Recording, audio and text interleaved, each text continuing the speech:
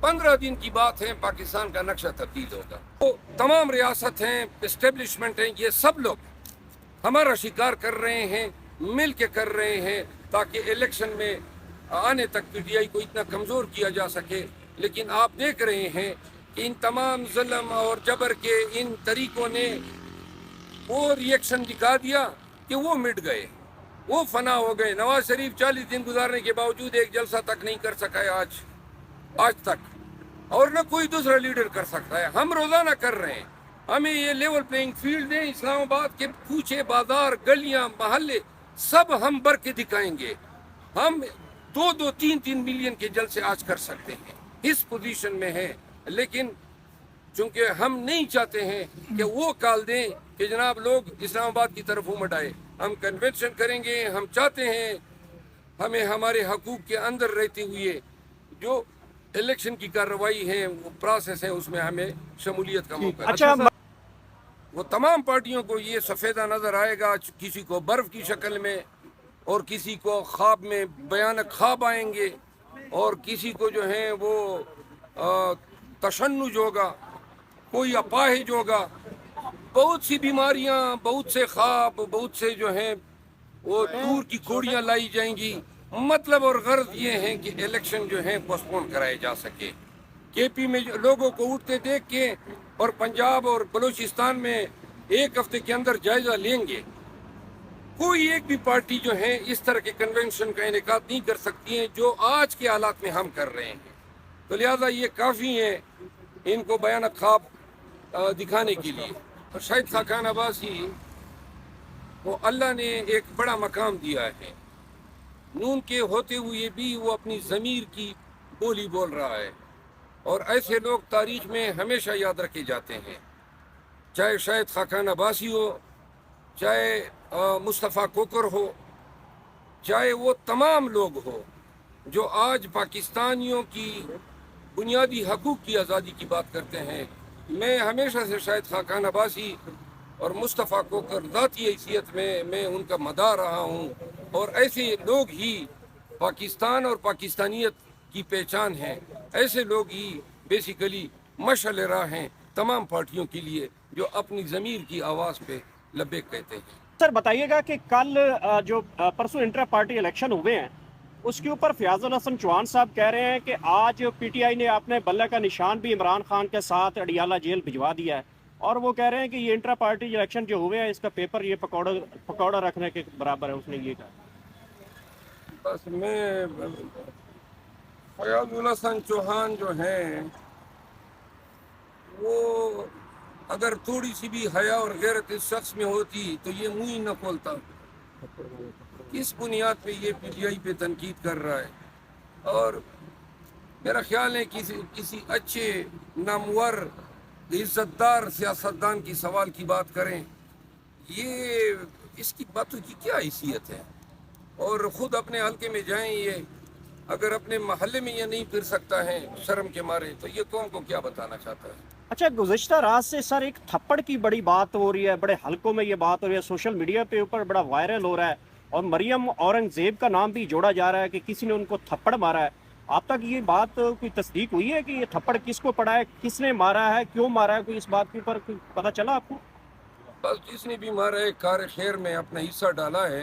मेरे ख्याल में मुरम्मत करनी थी ताकि चेहरा सीधा हो जाए, कोई अपना ही होगा उनका। अच्छा सर, ओवरऑल बताइएगा कि केपी ने तो अपना फैसला सुना दिया है, बड़ी आवाम आई है, बहुत ज़्यादा लोग आपको जो है लेके आ रहे हैं। पंजाब से एस्पेक्ट जो है कितनी उम्मीदें हैं आपको पंजाब के लिए? पंजाब पाकिस्तान है, और पंजाब जो है वो पाकिस्तान के लिए उठेगा। हम देख रहे हैं कि पंजाब के हज़ारों की तादाद में वर्कर, तंजीमी अहदेदारान हमसे रब्ते कर रहे हैं। वो चाहते हैं कि पंजाब में कन्वेंशन हो, और पंजाब की तारीख यही रही है कि वो हमेशा पाकिस्तानियत के साथ, पाकिस्तान की हुर्रियत, आज़ादी और इंसानी बुनियादी हकूक़ के साथ खड़ा रहा है। अब जो हवा चली है केपी खैबर पख्तूनख्वा से, और जिसका रुख जो है वो बलूचिस्तान से होता हुआ पंजाब की तरफ आ रहा है, इंशाल्लाह ये हवाएं, ये गठाएं बनेंगी, और ये इस मुल्क पे इंशाल्लाह अल्लाह की रहमत जो है बरसाएंगी। इस मुल्क میں لوگوں کو ان کے حقوق کے حصول کے لیے ایک تریاق کا کام کرے گی. پنجاب اٹھے گا، پنجاب اٹھ رہا ہے. 15 دن کی بات ہے، پاکستان کا نقشہ تبدیل ہوگا. سر مردان میں آپ پر کچھ FIR کٹ گئی ہے آپ کی CX پر بھی، تو اس کی کیا ریزن ہو سکتی ہے سر؟ کیوں آپ پر FIR ہو رہی نہیں، ہے؟ یہ پنجاب میں نہیں، جدھر مردان نہیں، جدھر کنونشن کیے ہر جگہ پہ پرچے ہوئے ہیں. تو لہٰذا ہمیں پتہ ہے جدھر کنونشن کے لیے جاتے ہیں. آپ نے دیکھا دیر میں انہوں نے ہم پہ گولیاں چلائی، انہوں نے ٹیئر گیس کیا، ثوابی میں سارے راستے روکے. مردان میں بھی آپ نے دیکھا ویڈیو آ رہی ہے.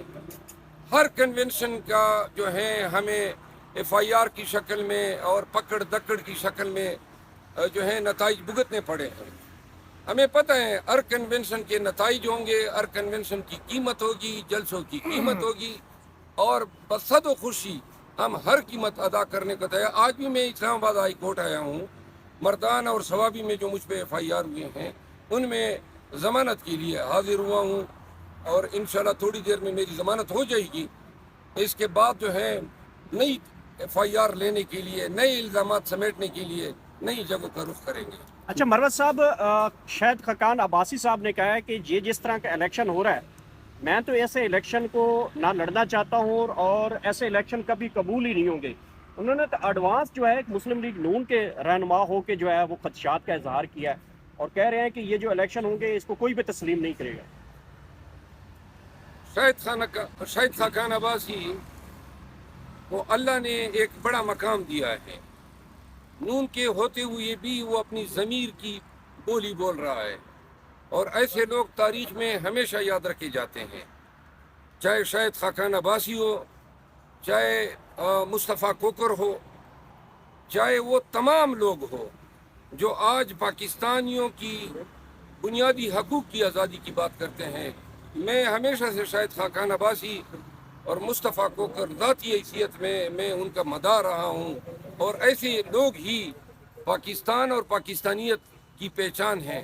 ایسے لوگ ہی بیسیکلی مشعل راہ ہیں تمام پارٹیوں کے لیے جو اپنی ضمیر کی آواز پہ لبیک کہتے ہیں.